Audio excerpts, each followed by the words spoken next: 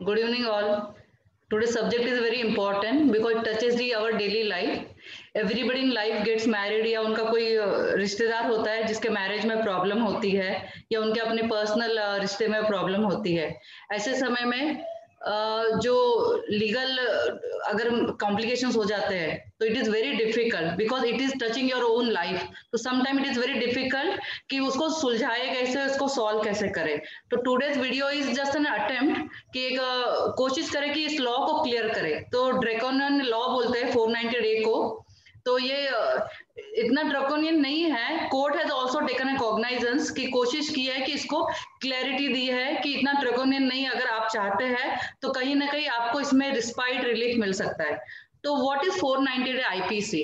Indian penal code के 490 IPC एक ऐसा कानून है जिसमें जो मैरिड महिला है उसको संरक्षण दिया गया है कि शी कैन कंप्लेन। अब ये वो शील्ड करके यूज करती है या वेपन करके यूज करती है, it all depends on her. तो 1983 में जब ये अमेंडमेंट हुई इंडियन पिनल कोड में, तो इसमें दो इंपॉर्टेंट पार्ट थे। एक तो फिजिकल एंड मेंटल इंजुरी, दो पार्ट है 490 आईपीसी का definition if you see that. तो फर्स्ट डेफिनेशन उसमें वो बोलता है कि मेंटल एंड फिजिकल इंजुरी इस लेवल की होनी चाहिए कि उसको शी कैन कमिट सुसाइड, मतलब उसको तकलीफ इतनी होनी चाहिए। ऐसा नहीं कि एक थप्पड़ मार दिया तो 490 आईपीसी हो जाता है।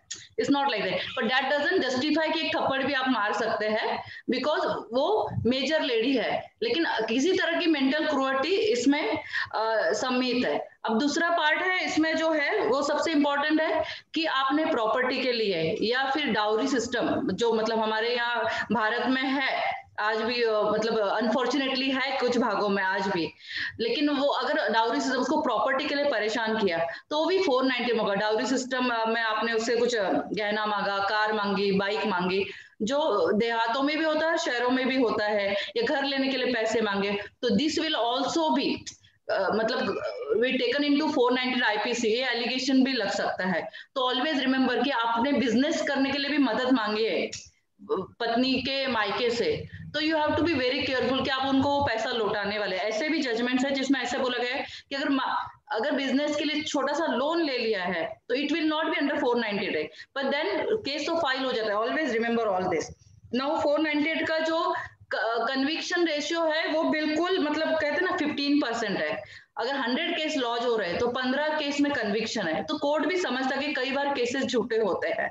आई एम नॉट एडवोकेटिंग कि all the cases are false, but कई बार एविडेंस की वजह से एविडेंस नहीं होता, कई बार because it's a matrimonial dispute तो समझौते भी हो जाते हैं। अब समझौते हो जाते हैं तो मैटर सेटल हो जाता है बिकॉज पर्सनल मैटर है, बच्चे होते हैं, सेटलमेंट में अमाउंट लेते हैं। तो 498 का उपयोग कई बार ऐसे भी होता है कि अमाउंट जो बोलते हैं ना अमाउंट उनसे निकलवाने के लिए, ह्यूज एलिमेंट निकलवाने के लिए भी 498 का उपयोग कई बार होता है, which is not always true, but in some time it happens. तो हर लॉ का, एक बार मुझे किसी ने पूछा कि 490 का बड़ा मिसयूज होता है, तो आई वांट टू से it's not that 490 is misuse, every law is misuse.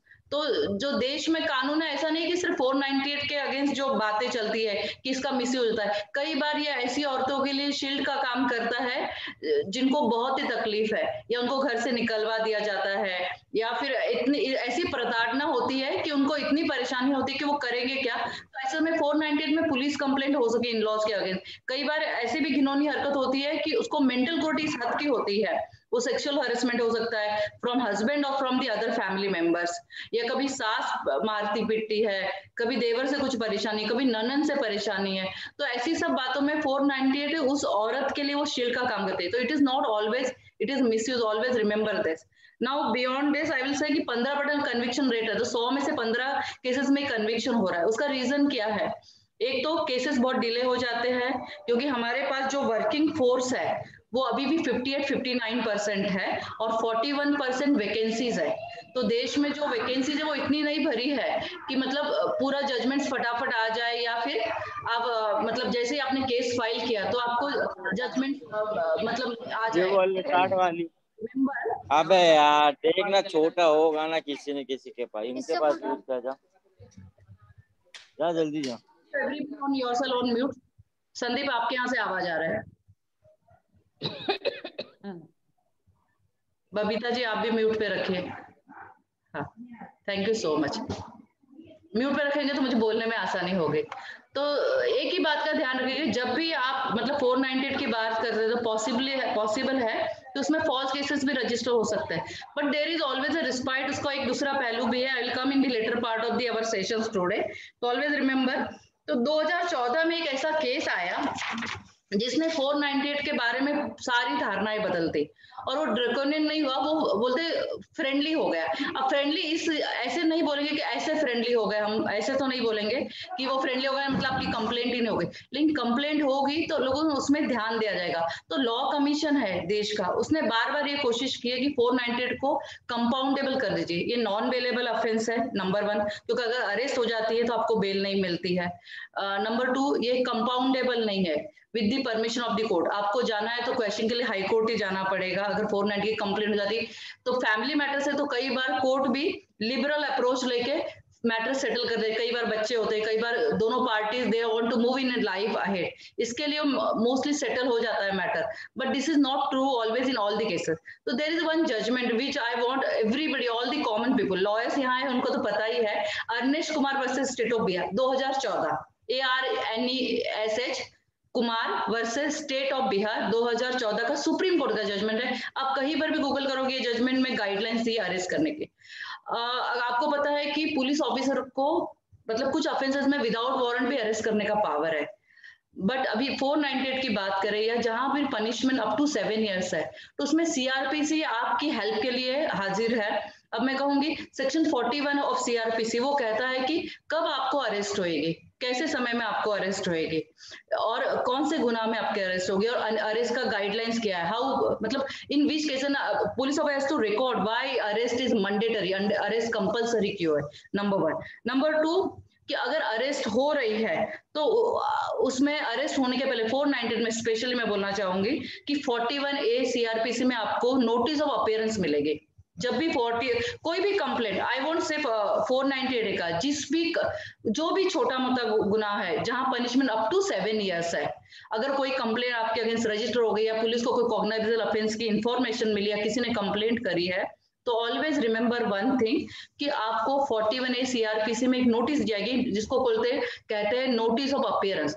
जैसे ये नोटिस ऑफ अपीयरेंस मिलेगी आपको, वो कॉम्प्लाई करनी मतलब पुलिस ऑफिसर आपको राइटिंग में देगा, मे बी व्हाट्सएप करेगा, मे बी कॉल करेगा, लेकिन कॉल भी करेगा तो आप ये notice of appearance 41A CrPC में मांग सकते हैं। जैसे ये नोटिस आपको मिलेगी तो ध्यान रखिएगा कि नोटिस को आपको कॉम्प्लाई करना है। ऐसे नहीं कि पुलिस की नोटिस आई है और आपने कुछ मतलब उसको तवज्जो नहीं दी है या आपने डर कर कहीं और चले गए। No, please go and comply the notice, क्योंकि लॉ क्या बोलता है, अगर आपको नोटिस दी गई तो उसको कॉम्प्लाई करना है। अब कॉम्प्लाई में क्या करना है, आपके पास कुछ डॉक्यूमेंट्स है, सपोज 498 की कंप्लेंट हो गई, उन्होंने डाउरी हरेसमेंट की कंप्लेंट करी है, तो ऐसे समय हम बता सकते हैं हमने तो बहू को कई गहने दिए, कई गिफ्ट दिए, उनको हनीमून पे लेके गए, उनके लिए बहुत सारे गिफ्ट्स खरीदे हैं, या फिर वो उन्होंने जो भी चीजें मांगी थी उनसे कभी मांगने का कोई सवाल ही नहीं है, कोई भी रिकॉर्ड नहीं है। तो ऐसे समय आप डॉक्यूमेंट्री प्रूफ या कोई विटनेसेस है वो भी पुलिस स्टेशन लेके जा सकते हैं। नेक्स्ट है, अगर ये कॉम्प्लाई अगर आप नहीं करते तो पुलिस ऑफिसर को आपको अरेस्ट करने का अधिकार है, इस बात का हमेशा ध्यान रखना।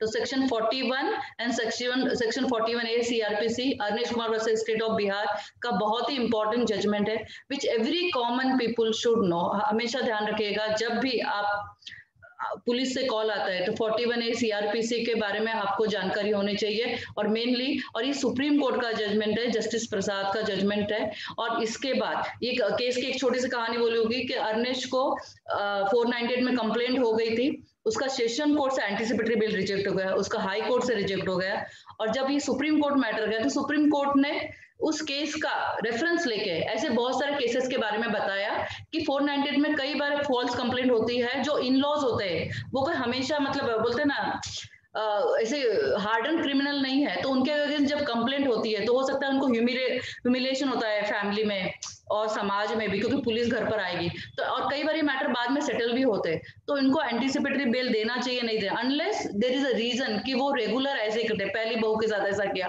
दूसरी बहू के साथ ऐसा किया, तीसरी बहू के साथ, या फिर वो हार्डन क्रिमिनल है। तो वो हार्डन क्रिमिनल नहीं होते, ये फैमिली मैटर्स होते हैं, कहीं ना कहीं ये सेटल होते हैं। इसके लिए ये जजमेंट में अरेस्ट की गाइडलाइंस है। और इसका सबसे सुंदर है कि अगर पुलिस ने आपको ये नोटिस नहीं दी और आपको अरेस्ट कर लिया विदाउट रिकॉर्डिंग प्रॉपर रीजंस, तो आप ध्यान रखिएगा कि आप हाई कोर्ट में कंटेम भी डाल सकते हैं कि आपको विदाउट प्रॉपर प्रोसीजर अरेस्ट किया गया। तो अभी बहुत सारे पुलिस स्टेशन में इसकी मालूमात है, नहीं है तो आप 41A CRPC की नोटिस मांग कर सकते हैं, लिखित में भी मांग कर सकते हैं। नॉर्मली पुलिस स्टेशन में महाराष्ट्र में मैंने देखा है 41A CRPC की नोटिस आपको दी जाती है। और कई बार अगर आप खुद नहीं बोल सकते, आपको जानकारी नहीं कानून की, आप पब्लिक है, कॉमन पब्लिक जिनको लॉ की जानकारी नहीं, तो आप अपने वकील की मदद ले सकते हैं। एक और ये है कि आपको अरेस्ट होने के बाद 57 CRPC में नजदीक के जो मजिस्ट्रेट होते हैं उनको या कोर्ट होता है 24 घंटे में आपको हाजिर करना बहुत जरूरी है। अगर आपको हाजिर नहीं करते तो वो भी पुलिस ऑफिसर का गुनाह होता है। तो हमेशा ध्यान रखिएगा, आपको अगर अरेस्ट किया है पुलिस स्टेशन में तो 24 घंटे के अंदर आपको बेल के लिए आप अर्जी कर सकते हैं, जब भी आपको मजिस्ट्रेट कोर्ट में लिया जाएगा। और सबसे इम्पोर्टेंट है कि जो ये कैजुअल अरेस्ट होती है वो अब 498 में तो एटलीस्ट बंद हो गई, क्योंकि पुलिस भी जानती है और जो इस जजमेंट की वजह से ये कम से कम स्थिर बात हो गई है कि जब भी ये कैजुअल अरेस्ट होती है वो नहीं होगी और पुलिस भी आपको कोऑपरेट करेगी। अगर आप कोऑपरेट करोगे, आप सामने जाके नोटिस का कॉम्प्लाई करोगे, आप उनके बुलाने पर जाके एविडेंस दोगे, तो अरेस्ट बहुत मैंडेटरी नहीं है इस मैटर्स में।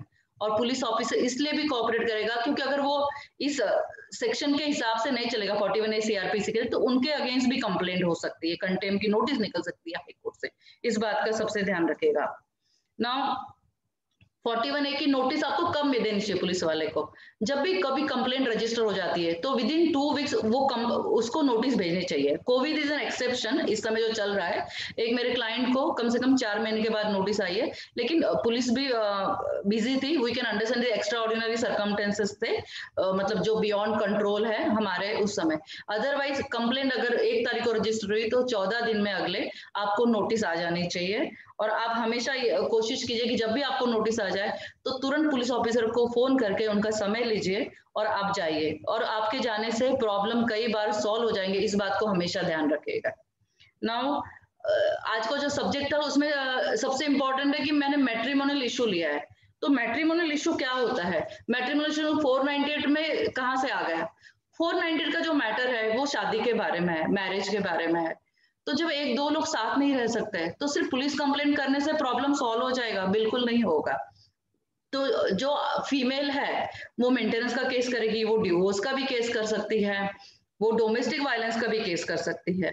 और जो मेल मेंबर है वो क्या करेगा? वो भी डिवोर्स का केस फाइल कर सकता है, वो रेस्ट्रिक्शन ऑफ कॉन्जुगल राइट्स का कर सकता है, जो वाइफ भी कर सकती है। क्या हस्बैंड मेंटेनेंस का केस कर सकता है? इन एक्सेप्शनल सर्कमस्टेंसेस कर सकता है, जब वो कमाता नहीं है, किसी वजह से वो अपंग है या फिर कमाने के लिए इनकैपेसिटेड है। That is the subject of Hindu marriage act, we will deal in another lecture. But जो मेरा कहने का तात्पर्य था कि जो मेंटेनेंस का हक है वो दोनों को दिया गया है। This is one important thing. Now जब आप मैट्रिमोनियल इशू में केसेस फाइल करते हो डिवोर्स का, तो कई बार लोग बोलते हैं कि बहुत, मैंने जैसे कहा कि पेंडेंसी कम से कम 2019 का जो रिकॉर्ड अगर डेटा आप देखोगे तो 3 करोड़ 14 लाख कुछ केसेस पेंडिंग है देश में। तो और जो वैकेंसी है वो 41% है। तो ऐसे में हम उम्मीद नहीं कर सकते कि हमारा केस बहुत मतलब बोलते हैं युद्ध पात्र पर वॉर फुटिंग पे ले जाएगा और हमारे केस की सुनवाई होगी। तो 490 केसेस में जैसे जैसे डिले होता है दोनों पार्टी तंग आ जाती है, और कई बार ऐसा होता है कि फैमिली फ्रेंड्स उनको समझाने की कोशिश करते हैं। और रेस्ट्रिक्शन ऑफ कॉन्जुगल राइट्स में कई बार ऐसी सलाह दी जाती है कि अगर आपको मेंटेनेंस नहीं देना है तो आप क्या कीजिए, आप उनको मतलब वापस बुलाने के लिए अर्जी कर दीजिए कोर्ट में, सेक्शन 9 हिंदू मैरिज एक्ट में। अब मैट्रिमोनियल इशू में मैं आप लोग कहना चाहूंगी कि कई बार हमें पता होता है कि हम उनके साथ रहने नहीं वाले हैं, फिर रेस्ट्रिक्शन ऑफ कॉन्जुगल राइट्स की केस फाइल करने में कोई मतलब नहीं है। वो हस्बैंड के लिए और वाइफ के लिए, दोनों के लिए मैं कहना चाहूंगी कि कुछ भी मतलब नहीं है।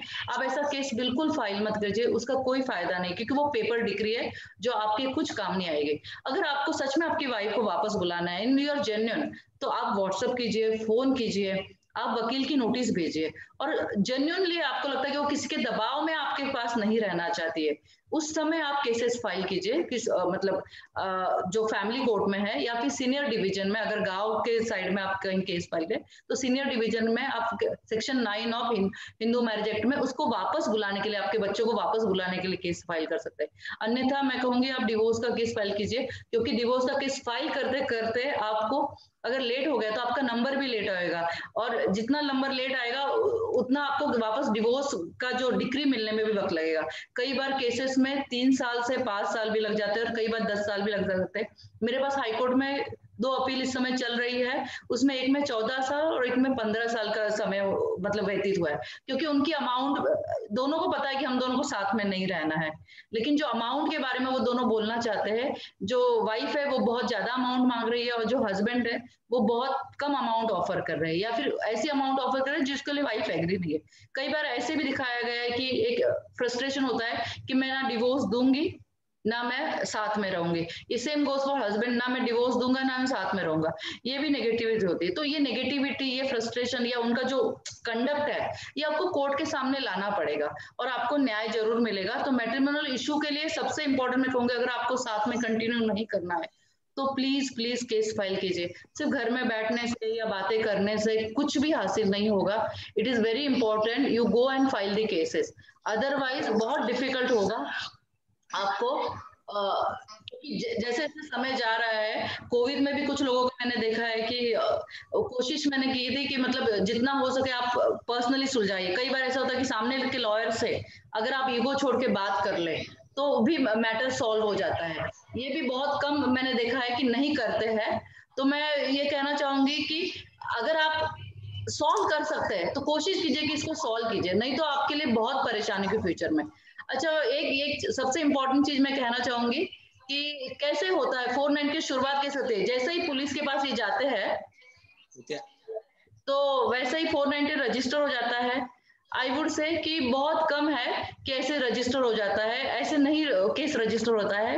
कई बार ऐसा होता है कि वाइफ जो होती है वो अपना सामान मांगती है। जब वो अपना सामान मांगती है तो मैंने कई बार देखा है कि वो कहते हैं जो गहने हमने उसको शादी में दिए हैं वो उसका स्त्रीधन होता है। सेक्शन 406 जो है आईपीसी का वो बहुत क्लियर है कि स्त्री का स्त्रीधन क्या होता है। स्त्रीधन मतलब उसको शादी में किसी से भी मिले हुए गहना, किसी से भी मतलब उसके दोस्तों से, उसके फैमिली से, और आपके दोस्तों से, आपके मित्र परिवार से, आपके फैमिली से, कहीं से भी उसको जो भी गहने मिले हैं वो सारा का सारा उसका स्त्रीधन है। तो आप हमेशा ध्यान रखिएगा कि जब भी आप, अगर वो आपका गहने मांगती है, मैंने कई कंप्लेंट्स देखी है कि वो ऐसे हो जाती है, उन्होंने अगर सामान पूरा दे दिया है तो पुलिस बोलती है अब आपका बचा क्या है, तो पुलिस कंप्लेंट लेने से इनकार करते, बोले आप तुम्ही जाऊन, मराठी में कहते हैं कोर्टात जाऊन मिटवा, तुमचं सामान तुम्हाला मिळालेलं आहे। तो अगर उसकी साड़ियां है, उसके कपड़े हैं, उसका पासपोर्ट है, अगर बच्चों का भी पासपोर्ट है तो आप दे दीजिए। हो सकता है वो बच्चों को लेके आउट ऑफ इंडिया जा सकती है, लेकिन उसके लिए कुछ और भी प्रोसीजर्स है, जैसे आप फैमिली कोर्ट से इंजंक्शन ले सकते हैं कि बच्चों को बिना इन्फॉर्म किए वो बाहर नहीं ले जा सकते। तो आप हमेशा ध्यान रखिएगा कि जब भी 498 केस होने से, फाइल होने से पहले, कई बार मैंने देखा शुरुआत ये होती है कि वो बोलती मेरा सामान चाहिए, और वहां पर सुई अटकती है क्योंकि सास या जो बोलते कि हमने उसको शादी में बहुत गहने चढ़ाए, तो अब आपने गहने चढ़ा दिए तो उसका गिफ्ट हो गया। हिंदू में एक बहुत इंपॉर्टेंट चीज है कि जो गिफ्ट, जो भेंट स्वरूप दिया जाता है वो वापस नहीं जाता है।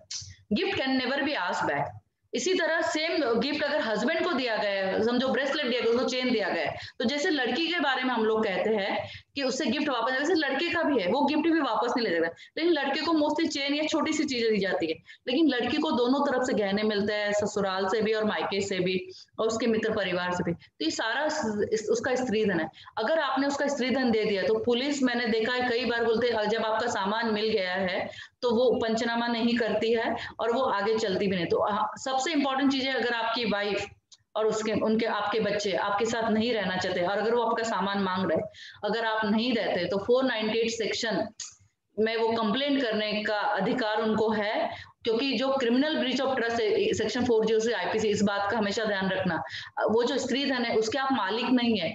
आपको मैंने विश्वास के साथ, मतलब जो पत्नी है वो विश्वास के साथ वो पति के पास, सास के पास रखती है, तो कई कंप्लेंट 498 की बच सकती है अगर आपने उनके गहने, उनके साड़ियां, उनके बच्चों के डॉक्यूमेंट्स। कई बार मैंने देखा है जो वाइफ होती है उसके एजुकेशन सर्टिफिकेट्स भी देने में आनाकानी की जाती है कि बिल्कुल मत कीजिए। एजुकेशन सर्टिफिकेट देंगे तो शायद वो नौकरी करेगी, वो नौकरी नहीं कर पाएगी तो आपके पास अगेंस्ट मेंटेनेंस का केस फाइल करेगी।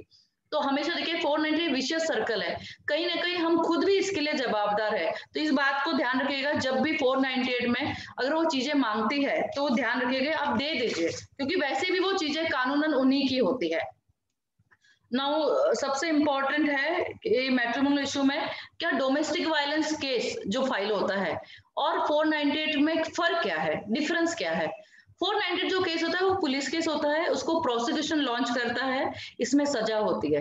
डोमेस्टिक वायलेंस में भी मेंटेनेंस नहीं भरने पर बाद में सजा हो सकती है, लेकिन डोमेस्टिक वायलेंस का जो मैं कहूंगी स्पेयर है वो काफी बड़ा है। उसमें आपको डोमेस्टिक वायलेंस, आप पत्नी को मार रहे हैं या फिर सास मार रही है या कोई भी, मतलब डोमेस्टिक वायलेंस तो मतलब सिर्फ वाइफ ही नहीं फाइल कर सकते, हो सकता है कोई मदर भी फाइल कर सकते अपने बेटे के अगेंस्ट, ये भी ध्यान रखिएगा। तो सबसे इंपॉर्टेंट है कि वहां पर उनको जो डोमेस्टिक वायलेंस में आपको किसी तरह का भी वायलेंस है, वो इकोनॉमिकल हो सकता है, एब्यूजिंग हो सकता है, वो फाइनेंशियल हो सकता है कभी कभी आपने वाइफ से पैसे लिए हैं और लौटा नहीं रहे हैं, या फिर वाइफ के मायके वालों से पैसे लिए उनके विश्वास पे वो लौटा नहीं रहे। तो डोमेस्टिक वायलेंस ये प्राइवेट केस फाइल होता है, दो स्टेट उसमें एक पार्टी बनती है, लेकिन वो मोस्टली हाईकोर्ट के जाने पर, हाईकोर्ट में जब होता है स्टेट ऑफ महाराष्ट्र, अगर हम महाराष्ट्र में रहे तो state of Maharashtra party number 1 बनती है अगर क्वेश्चन के लिए जाते।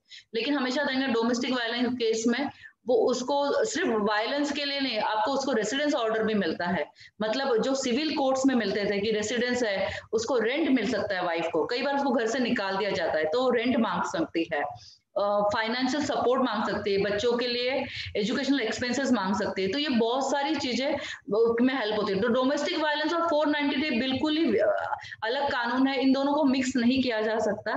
बट आई वुड से कि 490 एक बार कंप्लेंट हो जाती है, इसको आप शील्ड करके यूज कर सकते हैं कि आपको तकलीफ ना हो, आप डरा, मतलब एक तरह से आप आपका बचाव कर सकते हैं। लेकिन जो डोमेस्टिक वायलेंस का केस है मैं कहूंगी वो काफी रिलीफ ओरिएंटेड है, उसमें बहुत रिलीफ है आपको, उसमें आपको मेंटेनेंस का भी अधिकार है, उसमें आपको रेसिडेंस का भी अधिकार है, अगर हस्बैंड के 2 घर है तो आप उसमें एक घर में रहने का भी अधिकार मांग सकते हैं। ये सबसे इंपॉर्टेंट चीज है जो मुझे डोमेस्टिक वायलेंस एक्ट में अच्छी लगती है।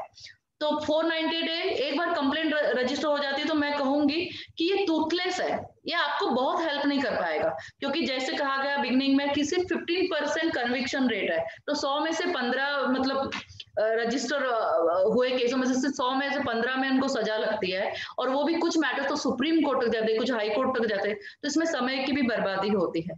तो अगर जो फैमिली मैटर्स है अगर वो सुलझा सकते हैं तो कृपया सुलझाइए। मैंने हमेशा मतलब अपने क्लाइंट के सामने भी ये पक्ष रखा है, जिस किसी के अगेंस्ट आप डिवोर्स फाइल कर रहे हैं या लेडी क्लाइंट है तो उसको बोलो, जिस किसी के अगेंस्ट आप 490 कंप्लेंट फाइल कर रहे हैं उसके सामने उसके साथ आपने जीवन का काफी समय बिताया है, may be love marriage, it's arrange marriage, कितना भी समय बिठाया है, शादी की है, शादी हमेशा 2 परिवारों के बीच में होती है।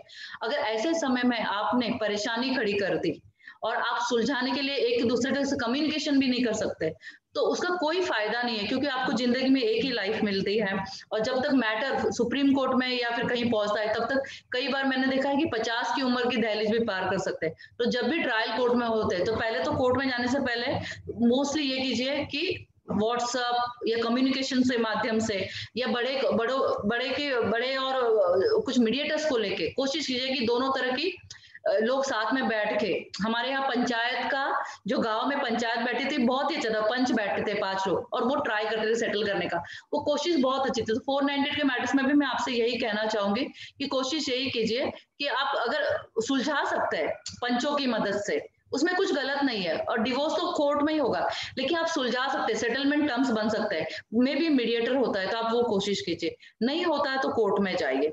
लेकिन 498 ये इस मामले में टूथलेस है, क्योंकि 498 की जोर जबरदस्ती कर आप मैटर सेटल नहीं कर सकते कभी भी। इसी तरह डोमेस्टिक वायलेंस का प्रेशर बनाकर भी मैटर सेटल नहीं किया जा सकता, और जो जीवन है बहुत प्रेशियस है, तो ऐसा नहीं हो सकता कि आप मतलब लड़ते रहे। मेरे पास अभी एक केस था जिसमें एक लड़की वो हैवी मेंटेनेंस के लिए मांग कर रही थी और बाद में वो हस्बैंड मान भी गए, लेकिन मार्च के बाद जैसे लॉकडाउन हो गया और 3 महीने पहले मुझे फोन आया कि उसका हस्बैंड एक्सपायर हो गया।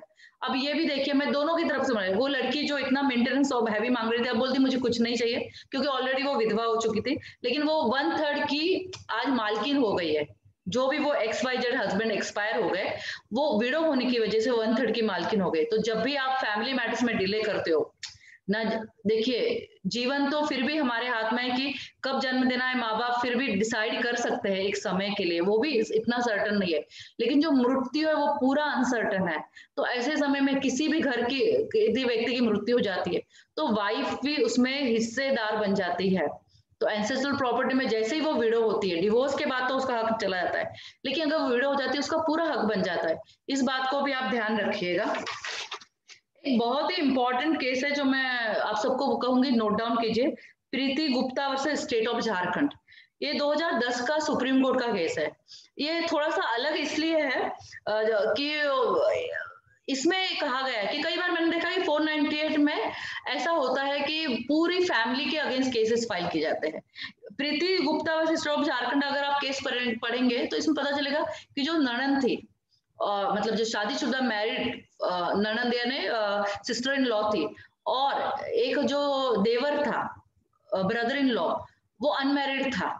वो दोनों बहुत दूर रहते थे, जहां पर से ये वाइफ और हस्बैंड रहते थे, तो वहां से वो दूर रहते। ये वाइफ के साथ उनका कोई खास संबंध नहीं था। लेकिन जब कंप्लेंट डाली गई तो इन लोगों सॉरी इन लोगों को भी कंप्लेंट डाली गई। अब इस केस में सुप्रीम कोर्ट में जस्टिस दलवीर भंडारी का केस है, उन्होंने इस केस में जजमेंट दिया था, जो इस समय इंटरनेशनल कोर्ट के जस्टिस है।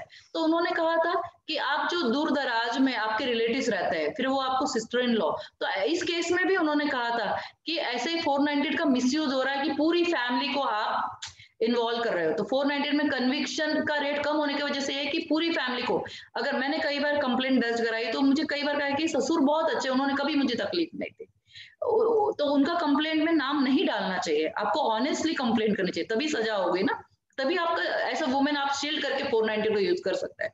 एक अंधेरी कोर्ट में केस आया था जिसमें मैंने देखा था कि मतलब 2 साल के बच्चे का भी नाम डाल दिया गया था अक्यूज के लिस्ट में।